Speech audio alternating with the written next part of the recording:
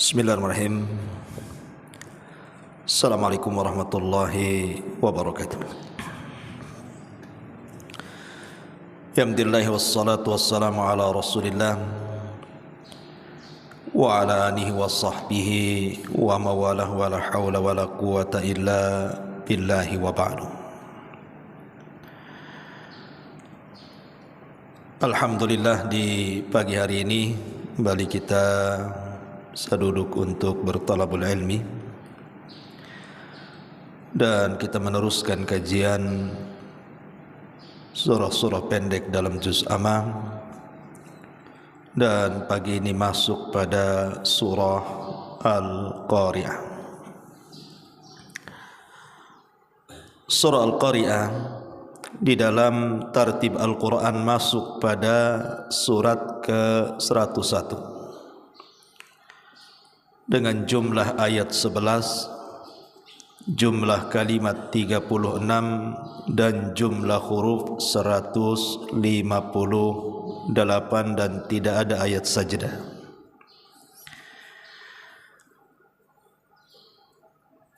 Dan surah Al-Qari'ah termasuk surah Makkiyah, turun sebelum hijrah Nabi SAW, dan umumnya juz Amma itu surat-suratnya Makkiyah semuanya. Karena dalam juz Amma ini lebih menitik beratkan kepada urusan akidah, terutama keimanan kita tentang hari akhir.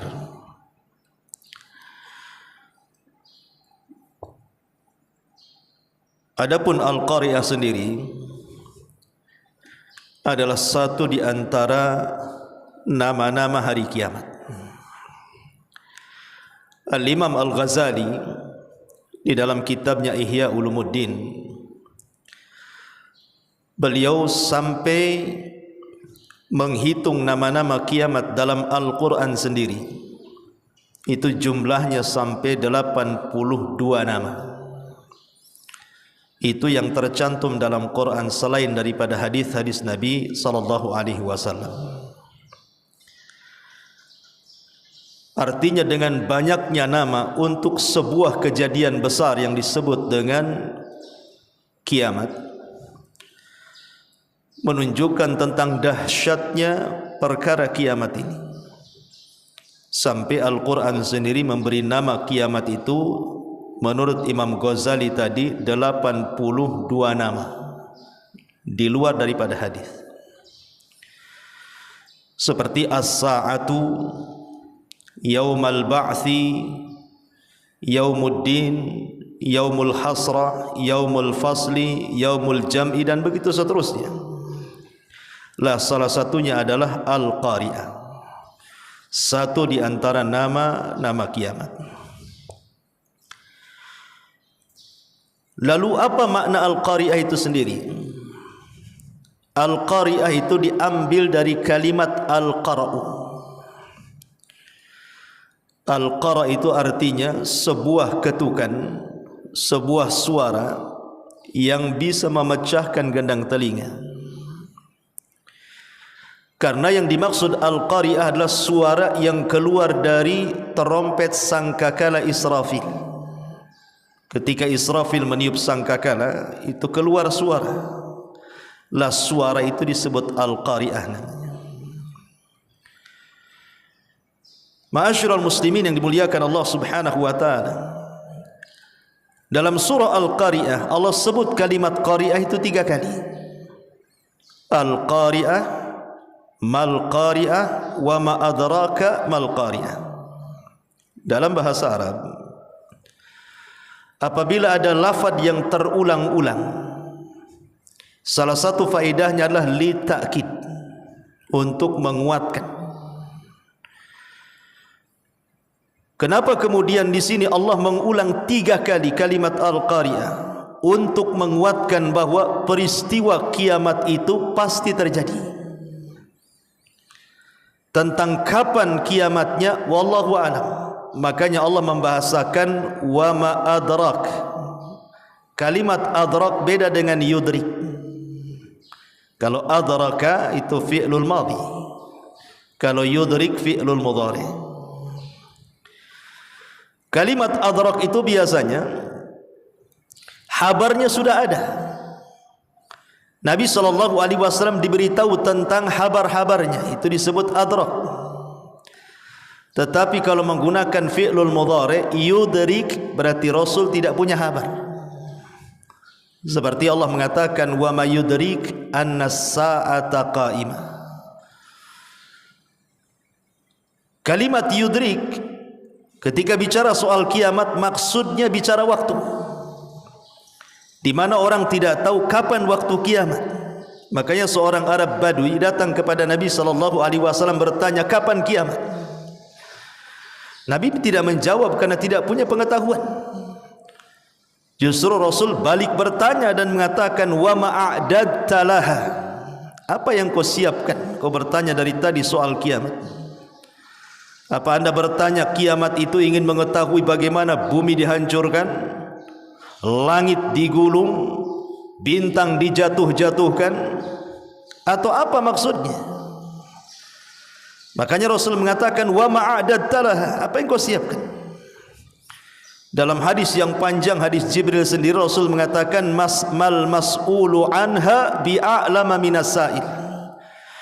Orang yang ditanya tidak lebih paham daripada orang yang bertanya. Maknanya Rasul dan Jibril sama-sama tidak tahu kapan kiamat. Tetapi habar soal kiamat itu Rasul punya pengetahuan.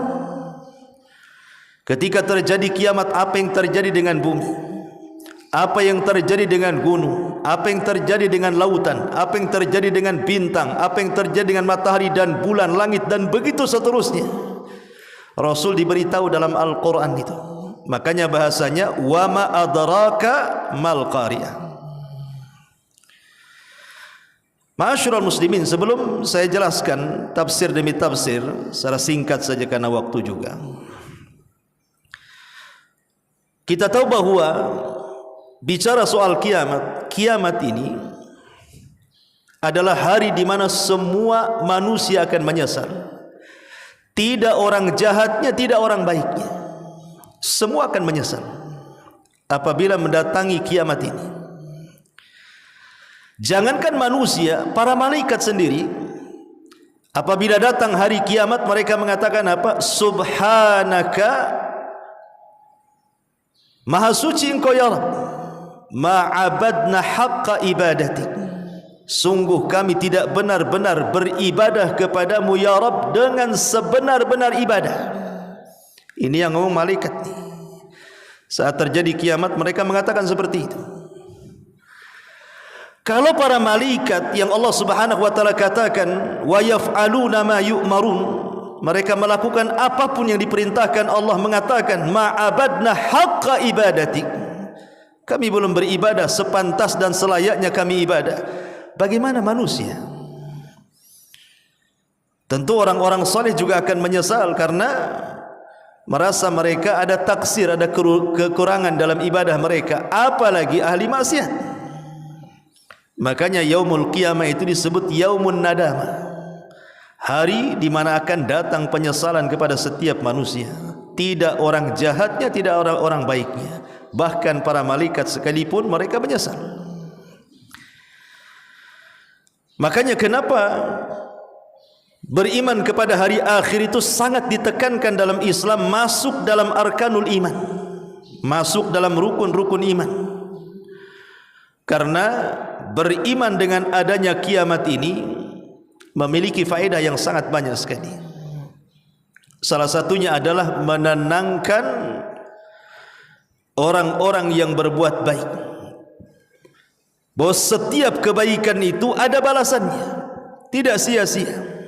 Dan menenangkan orang-orang yang dizalimi, sekalipun di dunia mereka tidak mampu membalas, tetapi di sana ada balasan, dan balasan Allah itu adalah seadil-adilnya balasan.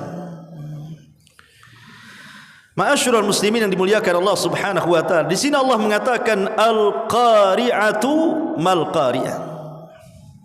Al-qari'ah terjemahannya di sini hari kiamat. Apakah hari kiamat itu? Wa ma adraka mal qari'ah. tahukah anda apa hari kiamat itu? Yauma yakunun nasu kal farashil mabthuth. Pada hari manusia seperti laron yang berhamburan. Kalimat manusia ataupun dalam bahasa Arab an-nas itu biasanya konotasinya buruk. Kalau Quran menyebut kalimat an-nas itu biasanya konotasinya tidak bagus. Lah ketika Allah Subhanahu wa taala menggambarkan soal kiamat kemudian menggunakan kalimat an-nasu, manusia, karena yang akan merasakan hari kiamat itu hanyalah orang-orang yang buruk saja. Orang-orang baik tidak akan merasakan kiamat. Karena sebelum terjadi kiamat Allah Subhanahu wa taala akan kirim angin yang sangat sejuk sekali. Kemudian akan menerpa setiap ketiak-ketiak orang-orang yang beriman walaupun memiliki iman sebiji zarah, dan akan mencabut ruhnya. Ketika tidak ada satupun orang yang beriman hidup, maka Nabi SAW mengatakan la taqumus sa'ah illa ala syiraril khalqi. Tidak mungkin tegak hari kiamat kecuali ditimpakan kepada manusia yang paling buruk yang ada di permukaan bumi. Dari sini kita tahu bahwa orang-orang yang beriman tidak akan merasakan kiamat. Yang merasakan kiamat itu orang-orang kafir, orang yang paling buruk yang hidup di permukaan bumi. Makanya konteksnya menggunakan lafaz an-nasu. Yauma yakunun nasu kal farashil mabthuth. Wa takunul jibalu kal ihnil manfush. Dan juga engkau lihat gunung-gunung seperti bulu kapas yang diterbangkan, yang dihambur-hamburkan.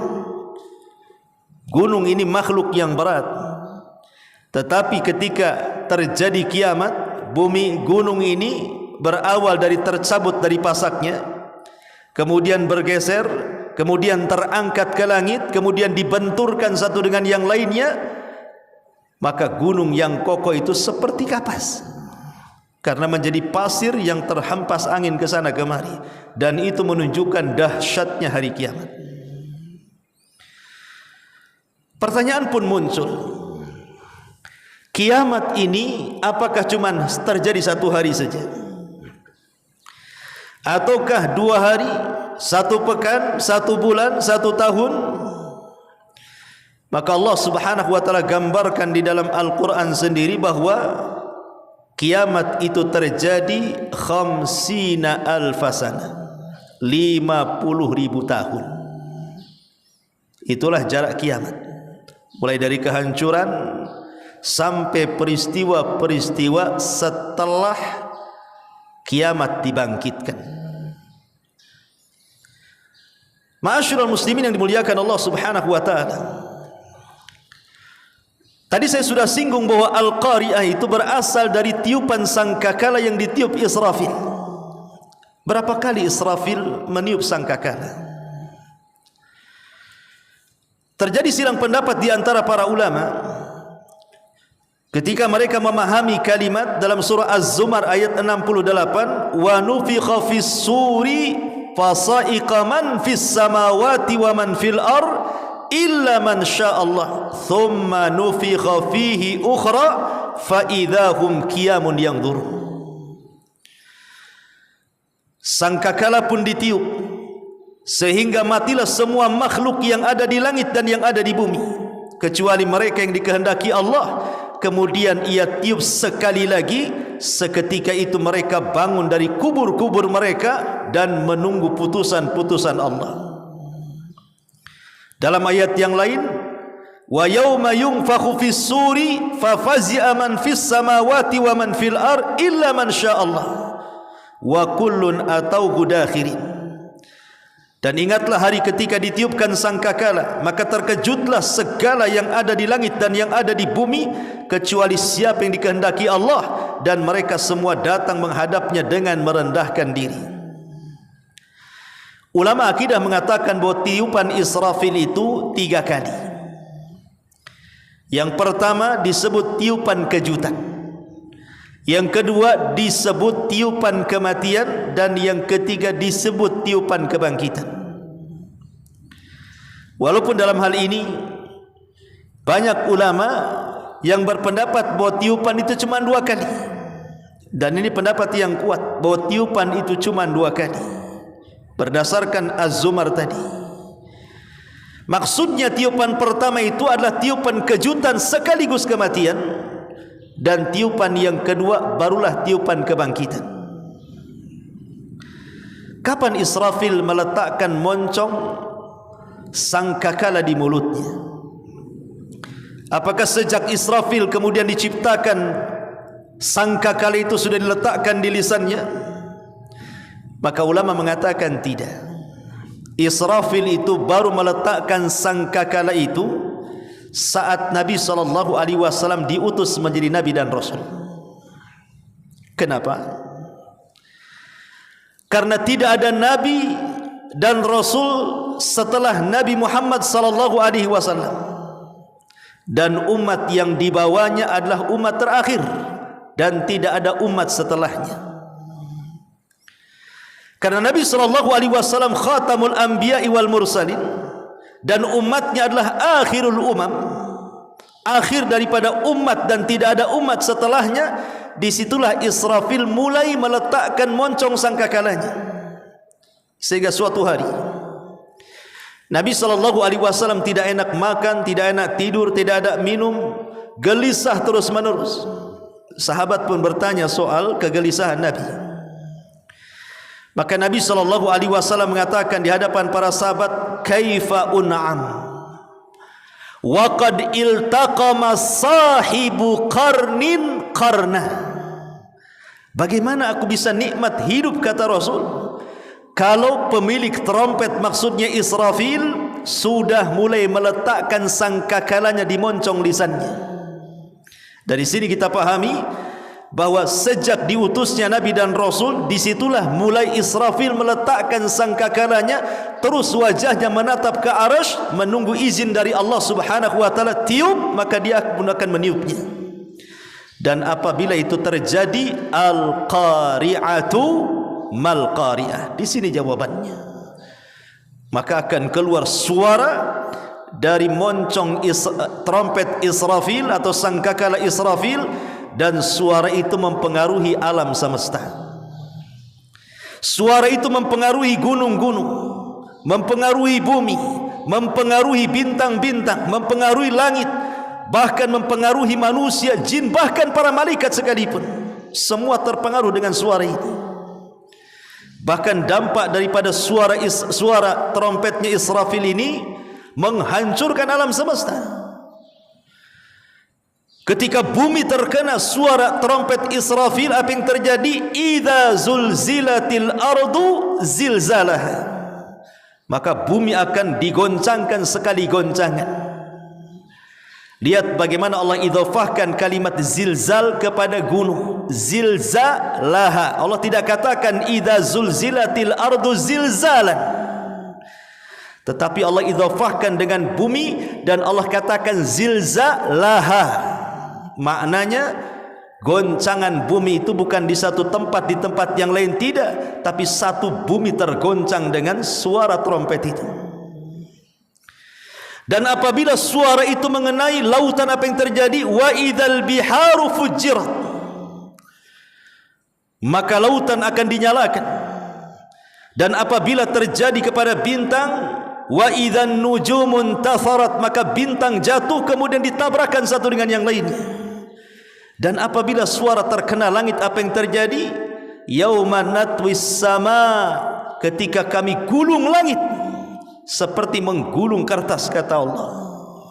Dan begitu seterusnya. Manusia akan mati, jin akan mati, malaikat akan mati, menunjukkan dahsyatnya al-qari'ah apabila terkena alam semesta ini. Makanya di sini Allah Subhanahu wa taala sebut kalimat qari'ah 3 kali, karena dahsyatnya suara trompet yang keluar dari moncong sangkakala Israfil itu. Al-qari'atu mal qari'ah. Wa ma adraka mal qari'ah. Yauma yakunun nasu kal farashil mabthuth wa takunul jibalu kal ihnil manfush. Di sini Allah buat dua gambaran.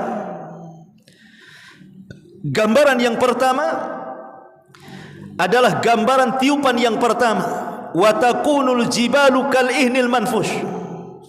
Bagaimana gunung itu diterbangkan seperti kapas dan tidak ada beban berat sama sekali.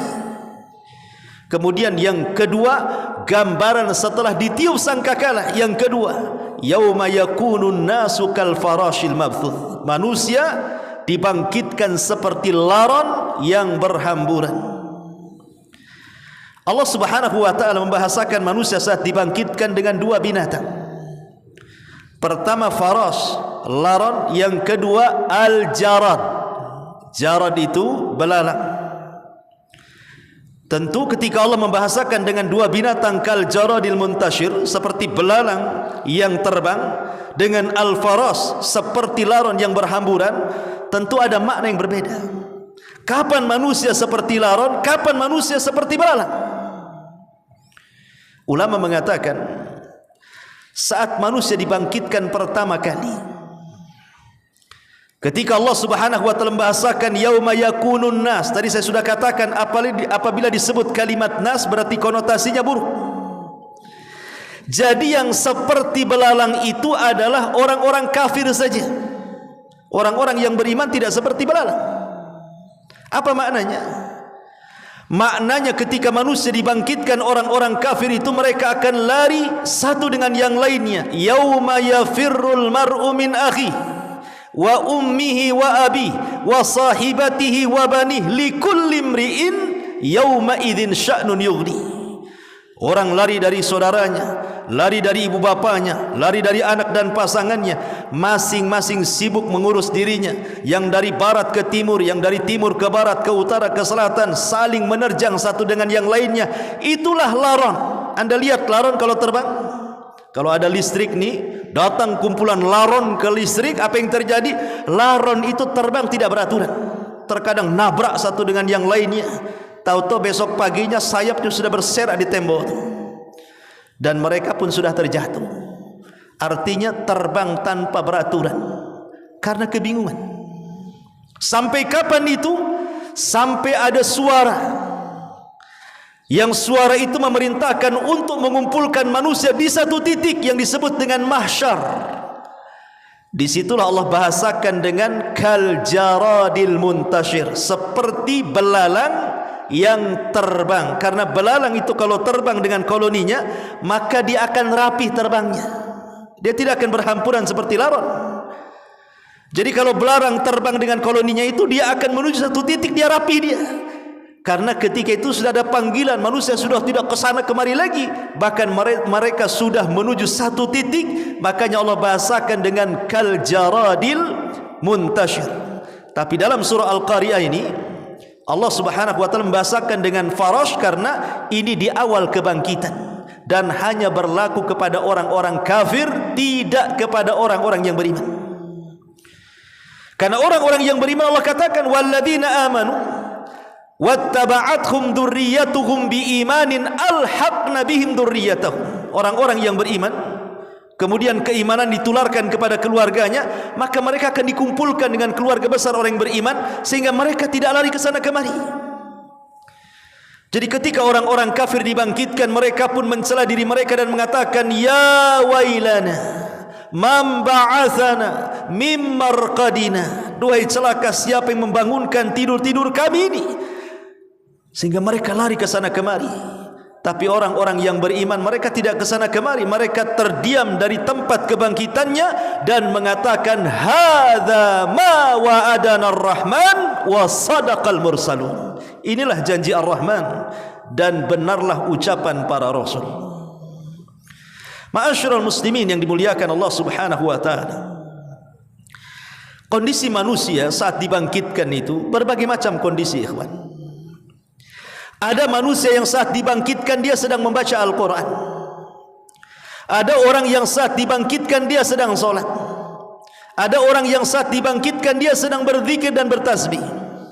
Ada orang yang saat dibangkitkan dia sedang beribadah kepada Allah Azza wa Jalla. Tapi di lain sisi ada yang dibangkitkan dia sedang menyanyi. Ada yang dibangkitkan dia sedang menyakiti dirinya seperti orang-orang yang membunuh dirinya. Kata Nabi SAW, siapa yang membunuh dirinya dengan racun, maka pada hari kiamat dia dibangkitkan sedang minum racun. Siapa yang bunuh diri dengan ditusukkan pisau di perutnya, pada hari kiamat dibangkitkan dengan cara yang sama seperti itu. Bahkan ada dibangkitkan tidak berbentuk manusia normal, dia menjadi kecil.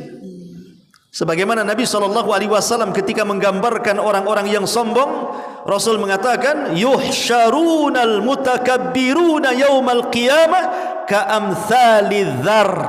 Orang-orang yang sombong di dunia saat dibangkitkan badannya kecil seperti semut. Yang lain besar, dia kecil sendiri. Al jaza min jinsil amal.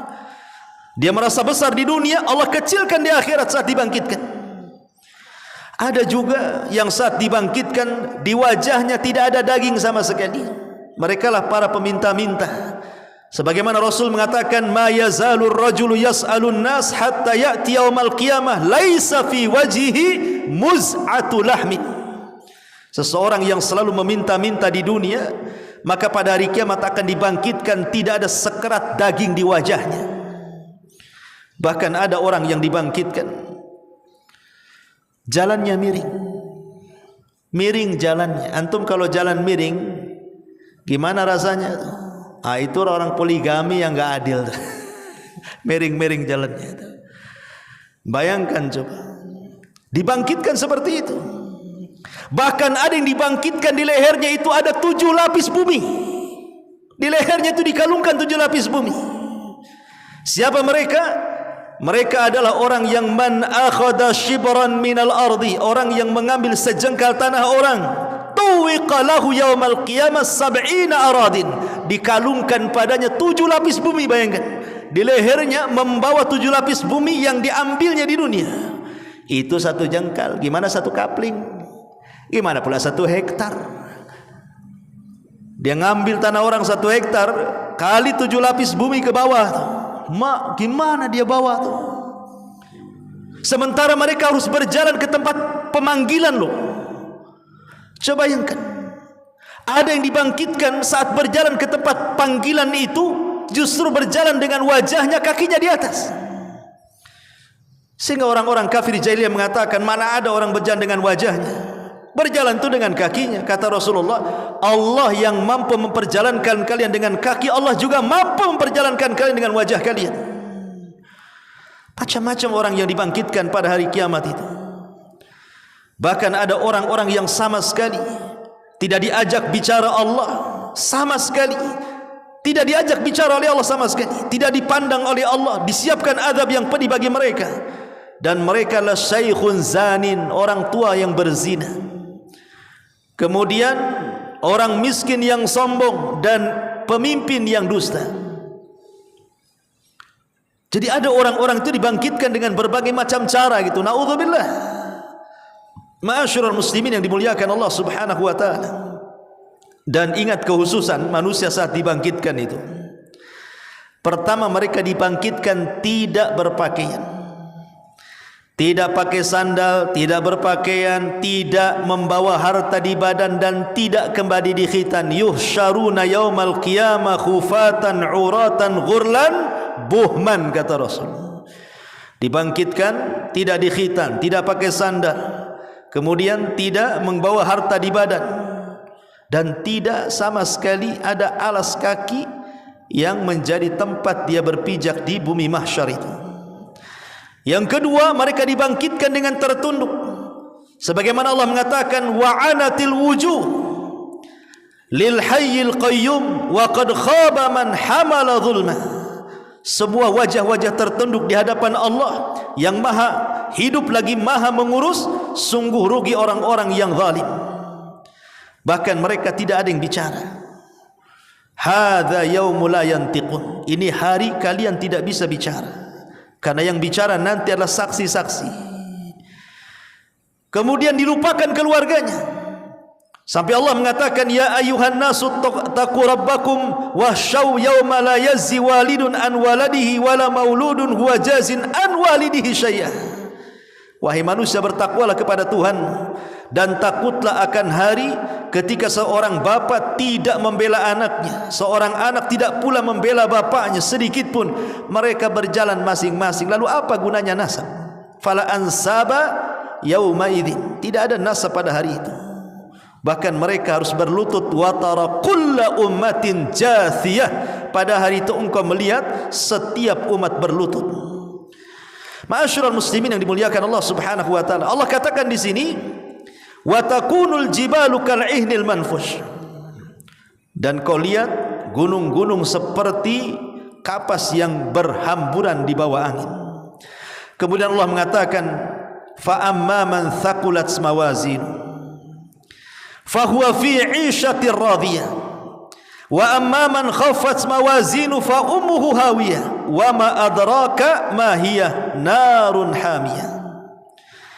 Adapun orang-orang yang berat timbangannya, maka mereka berada dalam kehidupan yang memuaskan dalam kesenangan. Adapun orang-orang yang ringan timbangannya, maka tempat kembalinya mereka neraka hawiyah. Dan tahukah kamu apa neraka hawiyah itu? Narun hamiyah, api yang sengaja dipanaskan.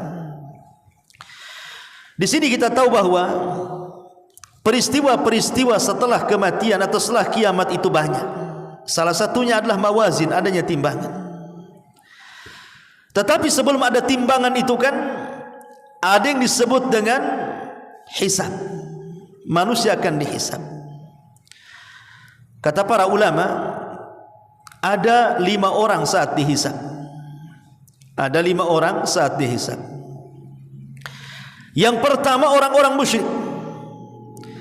Jadi orang-orang musyrik Allah Subhanahu wa taala katakan di dalam Al-Qur'anul Karim, wa yauma nahsyuruhum jami'an thumma naqulu lil ladzina asyraku makanakum antum wa syurakaukum.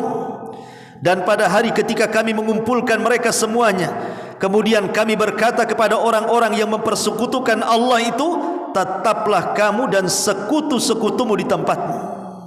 Jadi kelompok yang pertama orang-orang musyrik. Mereka akan digolongkan dengan sesembahannya. Yang menyembah sapi, ambil dengan sapinya. Yang menyembah ular sendok sana, kumpul dengan ular sendoknya. Yang menyembah gajah dengan gajahnya, yang menyembah gunung dengan gunungnya, yang menyembah Lata, Uzza, Manat, Saif, Naila dan yang lainnya, maka mereka akan bergerombol dengan sesembahannya. Dan Allah mengatakan, wasiqal ladzina kafaru ila jahannam zumara. Langsung dimasukkan ke dalam jahannam bergerombol-gerombol. Kemudian yang kedua, orang-orang kafir. Orang-orang kafir dari kalangan ahlul kitab. Maka mereka akan dipanggil oleh Allah Subhanahu wa taala. Kemudian diingatkan nikmat-nikmatnya sebagaimana hadis yang dikeluarkan oleh Imam Ibn Hibban dari hadis Abi Hurairah radhiyallahu anhu. Allah Subhanahu wa taala akan memanggil mereka dan mengatakan, Alam usayyiduka, bukankah aku sudah memberikan kepemimpinan kepadamu? Alam uzawwijuka, bukankah aku sudah menikahkan kamu? Alam ukrimuka, bukankah sudah aku muliakan kamu? Alam usakhiru lakal khayla wal ibil, bukankah sudah kutundukkan binatang ternak kepadamu? Alam akhluquka, bukankah aku sudah menciptakan dirimu? Alam aj'aluka sami'an basira, bukankah aku jadikan kau bisa mendengar dan melihat?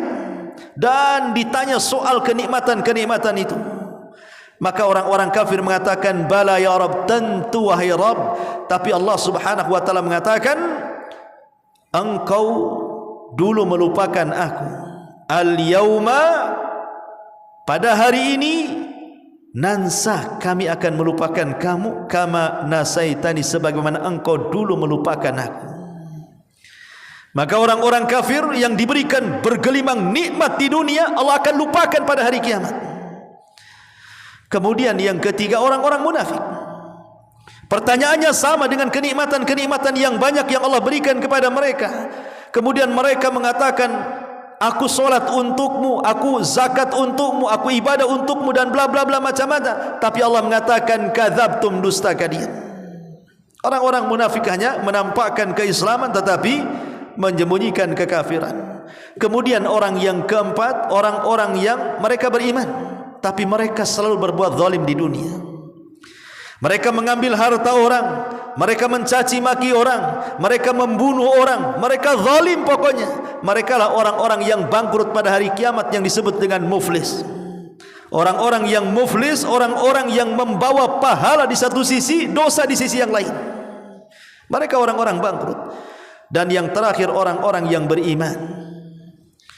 Orang-orang yang beriman juga akan ditanya oleh Allah Subhanahu wa taala soal kenikmatan-kenikmatan.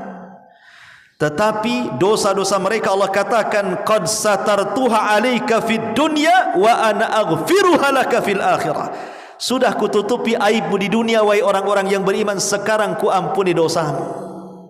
Makanya dari sini pembagian hisab itu ada orang yang masuk surga tanpa hisab dan azab, seperti 70.000 orang yang masuk surga tanpa hisab dan azab. Mereka orang yang tidak minta diruqyah, tidak minta dikai, mereka orang yang tidak tatayud dan orang yang bertawakal kepada Allah Azza wa Jalla. Kemudian di antara mereka ada yang dilalap langsung oleh api neraka dan mereka orang-orang kafir, bahkan neraka sendiri akan mengeluarkan lehernya. Sebagaimana Rasul mengatakan takhruju unukum minan nar yaumal qiyamah laha ainan tubsiran wa udhunan tasma'an wa lisan yantiq yaqulu inni wukiltu bi thalathin bi kulli jabbarin anid wa bi kulli man da'a ma Allah ilahan akhar wal bil musawwirin. Pada hari kiamat punuk neraka akan keluar. Ia bermata dua, bertelinga dua, bermulut satu, seraya berkata, aku diserahi 3 macam orang yang aku akan lahap mereka. Pertama, orang-orang yang sombong dan congkak, lagi membangkang. Yang kedua, orang-orang yang menyeru Tuhan selain daripada Allah. Dan yang ketiga, para penggambar yang suka menggambar makhluk-makhluk yang bernyawa. Dan di antara mereka ada yang dimudahkan hisabnya, tapi ada juga yang dipersulit hisabnya, sehingga menjadi khilaf ulama, apakah setiap manusia di padang mahsyar itu berlaku sama? Khamsina alfasana 50.000 tahun? Tidak, 50.000 tahun berdiri di padang mahsyar dengan matahari 1 mil di atas kepala, bahkan keringat bercucuran. Dalam musnad Imam Ahmad, keringatnya ini sampai berapa? 30 hasta. 1 hasta itu segini ya, 30 hasta berarti 15 meter. Bercucuran keringatnya itu sampai 15 meter itu. Sehingga kalau seandainya ada perahu dijalankan, bisa jalan di situ. Makanya ada yang tenggelam dengan keringatnya selutut, ada yang tenggelam dengan sepusar, ada yang sedada, ini tenggelam sesuai dengan amalan mereka. Ya. Naudzubillah. Tetapi orang-orang kafir sudah jelas tuh, 50.000 tahun. Adapun orang-orang yang beriman termasuk tergantung hisabnya. Kalau hisabnya mudah, mereka tidak akan lama. Bahkan ada yang direct masuk surga, seperti orang-orang yang tanpa hisab dan azab. Tapi orang-orang yang hisabnya sulit, apa sih bedanya hisab sulit dengan hisab mudah itu? Kalau hisab sulit itu ada bantah-bantahan antara Allah dengan hambanya. Makanya Rasul mengatakan manukisha halak. Siapa yang terjadi perdebatan saat hisab, celaka dia. Maksudnya ketika Allah Subhanahu wa taala bertanya soal dosa kepada kita, kemudian kita mengelak, oh tidak ya Rabb, aku tidak berzina, aku tidak membunuh, aku tidak ini, aku tidak itu. Nah, ini sudah terjadi perdebatan namanya, tidak mengakui dosa-dosanya. Ketika mereka tidak mengakui dosa-dosanya, didatangkan saksi-saksi, akhirnya bumi jadi saksi, langit jadi saksi, anggota badan jadi saksi. Mereka tidak bisa mengelak. Itu namanya hisab yang sulit tuh. Tapi kalau hisab yang mudah, semua diakuinya. Kau berzina, iya. Kau membunuh, iya. Kau bergibah, iya. Kau mencaci, iya. Enggak ada yang diingkari dia. Maka Allah Subhanahu wa taala mengatakan satartuka fid dunya wa aghfir laka fil akhirah. Kututupi aibmu di dunia, sekarang ku ampuni kamu di akhirat. Itu hisab mudah namanya, ya. Ma'asyiral muslimin yang dimuliakan, lah baru setelah proses-proses itu masuklah pada ayat soal timbangan. Jadi ada orang yang berat timbangannya, dan ingat, timbangan di akhirat dengan di dunia berbeda. Kalau timbangan di dunia ini ada 2 neraca, diletakkan satu barang, pasti yang berat itu ke bawah, yang ringan ke atas. Tapi di akhirat terbalik. Justru yang berat ke atas, yang ringan itu ke bawah. Kenapa? Karena sorga itu darajat dan neraka itu darakat. Sorga itu semakin tinggi makin indah dia. Neraka itu makin dalam makin buruk kondisinya kan itu. Makanya bahasa hadis ketika Nabi SAW bicara soal hadis bitaqah, kalimat la ilaha illallah, apa bahasa Rasul? Tasat bihinna la ilaha illallah. Melesatlah kalimat la ilaha illallah ke atas, menunjukkan berat timbangan di akhirat itu ke atas, dan di situ menentukan tinggi dan tingkatan sorga kita pada hari kiamat. Tapi kalau di dunia makin berat makin ke bawah kan itu. Ma'asyiral muslimin yang dimuliakan Allah Azza wa Jalla. Kemudian Allah Subhanahu wa taala mengatakan, barang siapa yang berat timbangannya maka dia diberikan kehidupan yang senang, tapi siapa yang ringan timbangannya, ancaman neraka hawiyah. Ancaman neraka hawiyah kepada mereka. Aisyah radhiyallahu anha suatu ketika pernah duduk dan kepala Rasul berada di pahanya. Dan kebiasaan Aisyah radhiyallahu anha itu, dia tidak tidur sampai Rasul tidur. Sampaikan kepada istri antum, Aisyah itu tidak akan pernah tidur sampai Rasul tidur. Kalau istri antum terbalik, ambil bantal, tidur bang, aku tidur. Jadi Aisyah radhiyallahu anha itu kebiasaannya meletakkan kepala Rasul di pahanya. Kalau sudah tidur baru dipindah. Jadi suatu malam giliran beliau. Jadi Nabi SAW sudah pulas tidur di paha Aisyah radhiyallahu anha. Dipandangnya lah wajah Nabi oleh Aisyah radhiyallahu anha. Entah kepikiran soal apa, tiba-tiba Aisyah menangis. Tetesan air mata Aisyah ini jatuh tepat di pipi Nabi. Sontak Rasul terbangun. Kemudian Rasul duduk memandang wajah istri tercintanya dan mengatakan, lima tabki wa lima dum. Kenapa kau menangis dan kenapa air matamu? Kira-kira apa yang dipikirkan Aisyah? Apa dia menangis karena rumahnya kecil, 2 meter kayak 2 meter gitu. Menangis karena enggak ada gelang emas di kaki dan tangannya, atau menangis gara-gara tambahan belanjanya kurang atau apa? Tidak. Aisyah radhiyallahu anha menangis ketika ditanya Rasul, walima tabkin walima dumu. Apa kata Aisyah radhiyallahu anha? Tadzakartu yaumal qiyamah. Aku mengingat hari kiamat wahai Rasul. Kemudian Aisyah radhiyallahu mengatakan, hal tadhkuru bi ahlika yaumal qiyamah. Rasul, apakah kau akan ingat diriku pada hari kiamat? Atau justru kau sama sekali tidak ingat diriku pada hari kiamat? Maka Nabi SAW mengatakan, ya Aish, amma fi thalathati mawatin fala yadhkuru ahadun ahada. Wahai Aisyah, adapun di 3 tempat tidak mungkin aku ingat siapapun. Ini Nabi loh. Bagaimana kita? Adapun di 3 tempat kata Rasul, aku tidak ingat siapapun, tidak istri, tidak anak. Kemudian Nabi SAW menyebutkan 3 tempat itu. Pertama, indal mawazin kata Rasul, di tempat penimbangan amal. Manusia tidak akan ingat siapapun. Dia hanya ingat soal apakah timbangannya berat atau ringan. Yang kedua, inda tatayyiru suhuf, ketika suhuf diterbang-terbangkan. Manusia tidak akan ingat siapapun sampai yang diingat apakah dia bisa mengambil dengan tangan kanannya ataukah dengan tangan kirinya. Kemudian yang ketiga, indas sirat, saat meniti titian siratal mustaqim, tidak akan ingat siapapun. Yang ingat apakah dia akan mampu melewati titian itu ataukah justru masuk ke dalam jahannam, naudzubillah. Salah satunya Aisyah radhiyallahu anha dihabarkan oleh Nabi SAW, indal mawazin, di tempat penimbangan amal, sampai orang itu memastikan bahwa timbangannya berat dan tidak ringan. Sebab kalau ringan Allah katakan, wama fa ummuhu hawiyah, dia terancam dengan neraka hawiyah. Wama adraka ma hiya narun hamiyah, dan tahukah kamu apakah neraka hawiyah itu? Itulah neraka yang sengaja dipanaskan, dan panasnya api neraka itu dibandingkan dengan panas api dunia itu hanya 1 bagian dari 70 bagian panasnya api neraka. Jadi dunia ini kalau ada api yang bisa membakar, padahal seandainya api dunia ini untuk membakar 1 dunia sudah cukup tuh. Tapi itu hanya 1 bagian dari 70 bagian panasnya neraka Jahannam.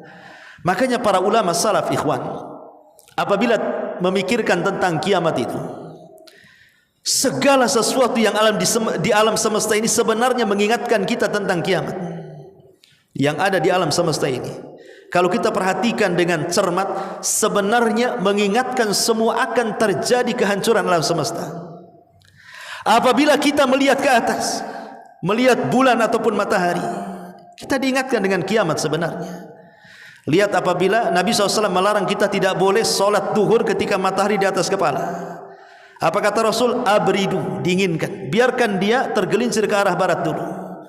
Kenapa? Karena panasnya matahari di tengah kepala termasuk faihi jahannam. Itu hembusan panasnya jahannam yang sampai di bumi. Matahari mengingatkan terjadi gerhana. Karena di antara tanda-tanda kiamat besar itu adalah khasfun bil masyriq wa khasfun bil masyriq wa khasfun bi jaziratil Arab. Kalimat khasfun kalau ngarah ke bumi gempa artinya, tapi kalau ngarah ke langit itu artinya gerhana. Makanya ada istilah solat khusuf. Ya, kalau bulan khusuf, kalau matahari kusuf. Artinya diingatkan tentang kiamat, ya kan? Termasuk bumi yang kita pijak ini, ikhwan. Diingatkan tentang kiamat. Karena bumi ini isinya apa? Isinya api bumi ini. Ketika batu membentur batu yang lain, keluar percikan api. Lihat gunung meletus, keluar lahar api. Gas-gas yang ada di lautan itu dari dasar bumi semua api. Jadi sebenarnya kita dikelilingi api nih. Kalau kita memperhatikan kondisi bumi saja, artinya kita diingatkan dengan terjadinya kiamat, termasuk kegelapan di tengah malam. Makanya para ulama salaf, mereka paling takut kalau datang kegelapan, karena mereka diingatkan kelak pada hari kiamat akan terjadi kegelapan yang luar biasa. Makanya mereka senantiasa tatajafa junubuhum anil madaji yad'una rabbahum khaufan. Takut mereka, sehingga lambung-lambung mereka jauh dari ranjang mereka karena mereka tahajud. Termasuk binatang-binatang apabila datang di hari Jumat, kata para ulama, mereka akan secara insting mereka ketika mendekati waktu subuh, binatang-binatang itu yatarakab, memperhatikan apakah ada subuh atau tidak. Kalau tidak ada subuh, kiamat. Kalau masih ada subuh, berarti tidak kiamat. Maka binatang akan senang setiap hari Jumat, karena Rasul hanya menjelaskan tentang harinya, tapi tidak menjelaskan tanggal, bulan dan tahunnya, bahwa kiamat itu terjadi di hari Jumat. Sebagaimana penciptaan langit dan bumi dimulai dari hari Ahad, Senin, Selasa, Rabu, Kamis, Jumat, 6 hari. Rampungnya ciptaan langit dan bumi itu di hari Jumat. Dan di hari Jumat ini pula Allah akan hancurkan semuanya, baik langitnya ataupun buminya. Subhanakallahumma bihamdika asyhadu an la ilaha illa anta astaghfiruka wa atubu ilaik. Allahu ta'ala. Assalamualaikum warahmatullahi wabarakatuh.